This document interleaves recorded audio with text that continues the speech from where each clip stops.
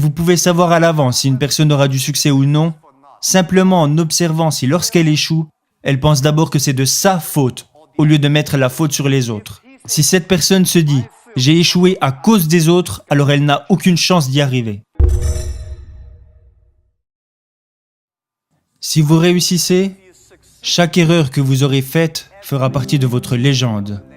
Si vous échouez, vous pourrez tout jeter à la poubelle.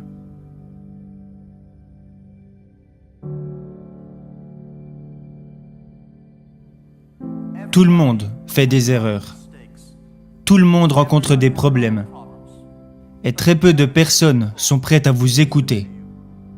Mais le jour où vous aurez du succès, là les gens commenceront à vous écouter. « Ouah, mais tu es génial !»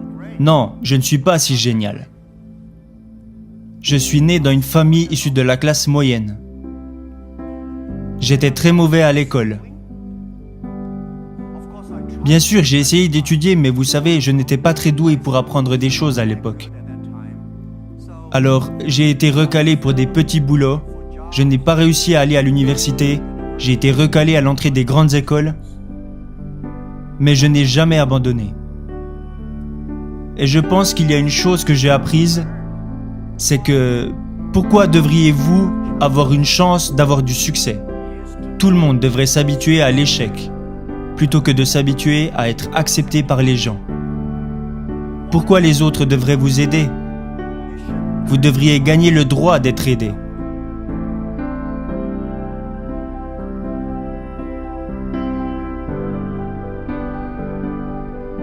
Alors, ce que j'ai appris, c'est de ne jamais abandonner. Je me disais, mon opportunité n'est pas encore arrivée pour le moment. Et quand vous entendez tout le monde se plaindre, c'est là que vous trouvez votre opportunité.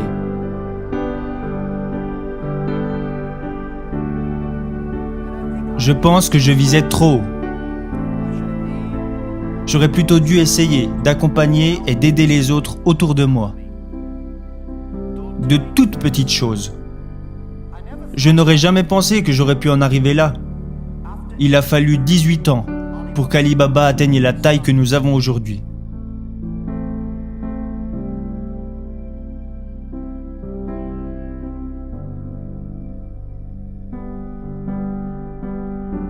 Et je n'ai pas réussi parce que je suis intelligent. Je ne me considère pas comme quelqu'un d'intelligent. Mais j'ai travaillé avec beaucoup de personnes qui étaient très intelligentes. Et la plupart des personnes intelligentes arrivent à rendre facile des choses qui sont pour vous difficiles. Et je pense que ce n'est pas facile d'avoir du succès rapidement. À chaque fois et dans tout ce que nous avons fait, nous anticipions les choses sur les 10 prochaines années. Je sais que je ne suis pas intelligent, mais je sais que si nous voulons réussir, nous devons anticiper les choses 10 ans à l'avance. Si nous voulions avoir du succès, alors nous devions travailler avec des personnes intelligentes. Et pour avoir du succès, nous devions accepter de faire beaucoup d'erreurs sans jamais abandonner. Beaucoup de personnes font des erreurs, elles rencontrent des problèmes et elles abandonnent. Nous n'avons jamais abandonné. Nous avons plutôt appris de nos erreurs. Le message, l'expérience et le conseil que j'aimerais partager avec vous est que vous pouvez savoir à l'avance si une personne aura du succès ou non, simplement en observant si lorsqu'elle échoue, elle pense d'abord que c'est de sa faute, au lieu de mettre la faute sur les autres. Si cette personne se dit « j'ai échoué à cause des autres », alors elle n'a aucune chance d'y arriver. Les personnes qui échouent et qui disent « c'est de ma faute, je n'ai pas fait ça correctement, j'aurais dû m'y prendre autrement », ce type de personnes ont une chance d'y arriver.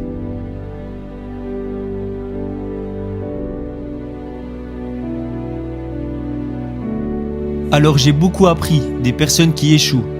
J'ai beaucoup appris des personnes qui font des erreurs et j'ai encore plus appris de mes propres erreurs.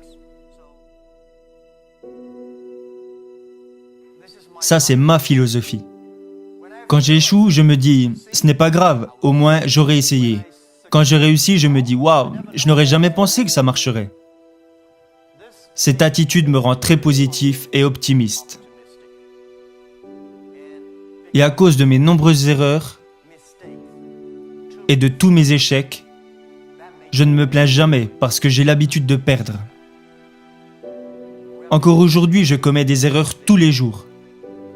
nous prenons encore des décisions stupides presque tous les jours. Personne n'en sait rien.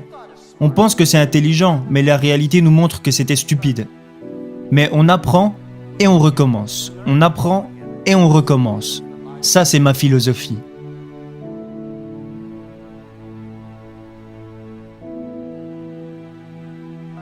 Alibaba a vu le jour sans argent, sans technologie et sans employés. Dans mon propre appartement, 18 personnes ont décidé que nous voulions utiliser Internet pour aider les petites entreprises. C'était l'idée de départ. En 18 ans, nous sommes passés de 18 personnes à aujourd'hui presque 60 000 personnes. Ce ne fut vraiment pas facile. Mais nous avons survécu. Aujourd'hui, nous sommes une des plus grosses entreprises de l'Internet au monde. Je pense que nous avons été chanceux. Nous avons fait beaucoup d'erreurs, mais nous avons quand même survécu. Alors comment continuer à être chanceux? C'est la question que je me pose constamment. Je pense que si vous voulez continuer à avoir de la chance, vous devez être prêt à partager votre chance avec les autres. Vous partagez la chance avec les gens, vous aidez les gens, alors dans le futur, vous pouvez être sûr qu'ils vous aideront à leur tour. Ça a été ma façon de penser ces 10 dernières années. Alibaba est né en Chine. Mais Alibaba ne devrait pas être considéré comme une entreprise chinoise. Le jour où j'ai choisi le nom Alibaba, Alibaba n'est même pas un nom chinois, c'est un nom arabe. Les Iraniens disent que c'est un nom iranien, les Turcs disent que c'est un nom turc. Pour être honnête, j'en sais rien. Ce nom fait référence au conte Alibaba et les 1001 erreurs, ou Alibaba et les 1001 nuits, comme l'histoire. Nous voulions faire de cette entreprise une entreprise qui a vu le jour en Chine au service du monde, au service de toutes les jeunes entreprises de la planète. Chaque siècle a ses entreprises. Microsoft et IBM étaient les entreprises phares du siècle dernier. Alors quelles sont les entreprises phares de notre époque, du 21e siècle? Et je pense que nous devons éviter de penser « c'est évident, c'est Alibaba ». Nous ne devons pas penser « nous gagnons de l'argent en aidant les entreprises chinoises ». Nous devons plutôt penser « nous gagnons de l'argent en aidant les entreprises du monde entier ».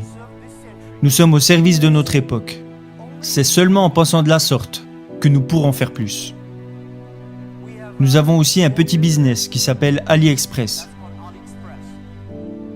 Peut-être que pour vous, AliExpress est une grosse entreprise, mais au sein de notre propre compagnie, AliExpress représente moins de 1% de notre chiffre d'affaires.